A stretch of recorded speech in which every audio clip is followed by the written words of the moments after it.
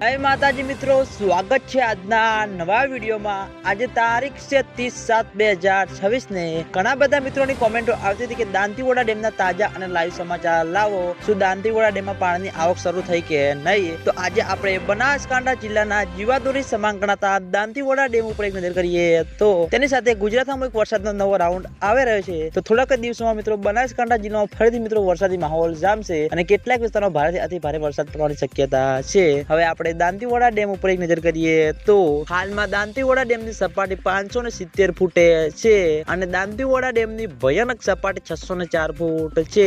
અત્યાર સુધીમાં દાંતીવાડા ડેમ 26.44% ભરાયેલો છે અને તેની સાથે ઘણા બધા મિત્રોની કોમેન્ટો આવતી હતી કે શું દાંતીવાડા ડેમમાં નવા નીર આવ્યા કે નહીં? તો મિત્રો હજુ સુધી દાંતીવાડા ડેમમાં નવા નીરનું આગમન થયું નથી અને દાંતીવાડા ડેમમાં નવા નીરનું આગમન થશે તો સૌથી પહેલા તમને બધાને આ ચેનલ દ્વારા વિડીયો બનાવવાની જાણ કરવામાં આવશે। એટલે તમે બધા અમારી ચેનલ ઉપર નવા હોય તો વિડીયોને લાઈક કરી દેજો, કોમેન્ટ કરી દેજો અને ચેનલને સબસ્ક્રાઇબ પણ કરી દેજો। તો મિત્રો જય માતાજી।